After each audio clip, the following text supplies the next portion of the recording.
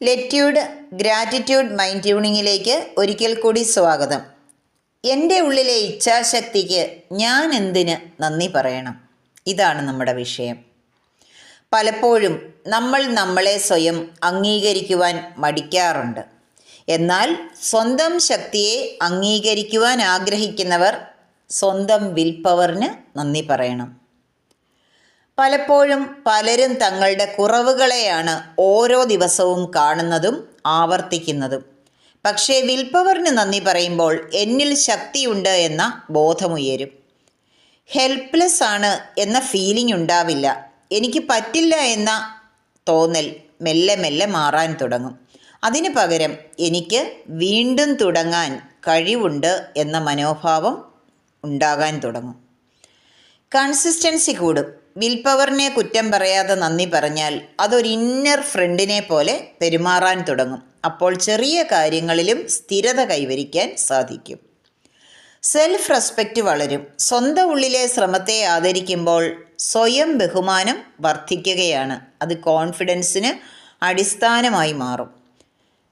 പലപ്പോഴും പല കാര്യങ്ങളും ചെയ്യാതെ ഇരിക്കുന്നത് ചില ടെംപ്റ്റേഷനുകൾ കൊണ്ടാണ്. അവയെ നേരിടാൻ കരുത്ത് ലഭിക്കാൻ വിൽ പവറിന് നന്ദി പറയുക. കുറച്ചു നേരം കൂടി കിടക്കണം, ഇന്നത്തെ പണി നാളത്തേക്ക് മാറ്റിവെക്കാം, മടുപ്പ് വരുന്നു, ബോറടിച്ചു തുടങ്ങി പലരും പറയുന്ന കേട്ടിട്ടുണ്ട്. ഇങ്ങനെയുള്ള സമയങ്ങളിൽ വിൽ പവറിന് നന്ദി പ്രാക്ടീസ് ചെയ്താൽ മനസ്സിനെ മൃദുവായി തിരിച്ചു കൊണ്ടുവരാൻ സാധിക്കും. ഗിൽറ്റ് ഫീലിങ്ങിൽ നിന്ന്, അതായത് കുറ്റബോധത്തിൽ നിന്ന് വളർച്ചയിലേക്ക് മാറുവാൻ സാധിക്കും. ഞാൻ വീക്കാണ് എന്ന സെൽഫ് ജഡ്ജ്മെൻറ്റിൽ നിന്ന് എനിക്ക് ശക്തിയുണ്ട്, അതെന്നെ വളർത്തുന്നു എന്ന ഗ്രോത്ത് മൈൻഡ് സെറ്റിലേക്ക് മാറുവാൻ സഹായിക്കും. ഡിസിഷൻ മേക്കിംഗ് ക്ലിയർ ആവും വിൽ പവറിന് നന്ദി പറയുമ്പോൾ. മനസ്സ് ഇമ്പൾസിൽ നിന്ന് വാല്യുവിലേക്ക് മാറും. അപ്പോൾ തീരുമാനങ്ങൾ കൂടുതൽ വ്യക്തമായിരിക്കും. ബോഡി മൈൻഡ് എനർജി വർദ്ധിക്കും. ഒരു സ്ട്രോങ് ഇന്നർ ലൈൻ മനസ്സിൽ റിപ്പീറ്റ് ചെയ്യുമ്പോൾ ഉള്ളിൽ അലേർട്ട്നെസ് വരും. ചിലപ്പോൾ അത് ചെറിയ പവർ സെറിമണി പോലെ പ്രവർത്തിക്കും. ലോകത്തിൽ വിജയിച്ചവർക്കെല്ലാം രാത്രിയിലൊരു പവർ സെറിമണിയുണ്ട്. വലിയ ലക്ഷ്യങ്ങൾ ഭയപ്പെടുത്താതെ തോന്നും. എനിക്ക് കഴിയുമെന്ന അടിത്തറയുണ്ടാവുമ്പോൾ ഗോൾ എത്ര വലിയതായാലും മനസ്സൊരിക്കലും പിന്നോട്ട് പോവില്ല. ആത്മീയമായ ആഴവും അനുഭവിക്കാൻ സാധിക്കും. വിൽ പവറിനെ സ്വന്തം ഈഗോ പവറായി മാത്രം കാണാതെ ഒരു ഡിവൈൻ ഗിഫ്റ്റായി കണ്ടുകൊണ്ട് നന്ദി പറയുമ്പോൾ പ്രവൃത്തിക്ക് കൂടുതൽ പരിശുദ്ധിയും പർപ്പസിലേക്ക് അറിവും ലഭിച്ചുകൊണ്ടേയിരിക്കും. ഇത് പറയാൻ ഒരു ലൈനുണ്ട്: എൻ്റെ ഉള്ളിലെ ഇച്ഛാശക്തിക്ക് നന്ദി.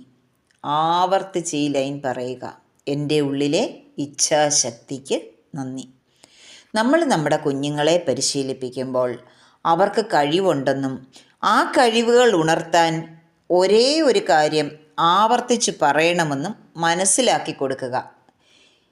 ഈ ഒരു പ്രാക്ടീസ് നിങ്ങളുടെ വീട്ടിൽ എല്ലാവരും കിടക്കാൻ നേരത്ത് ചെയ്താൽ കുഞ്ഞുങ്ങളുടെയും മുതിർന്നവരുടെയും വിൽ പവർ വർദ്ധിക്കുകയും വീട്ടിലെ കാര്യങ്ങളെല്ലാം ഏറ്റവും ഭംഗിയായി ചെയ്യുവാൻ സാധിക്കുകയും ചെയ്യും. അതുകൊണ്ട് നമുക്ക് ആവർത്തിച്ച് ഈ ലൈൻ പറയാം: എൻ്റെ ഉള്ളിലെ ഇച്ഛാശക്തിക്ക് നന്ദി.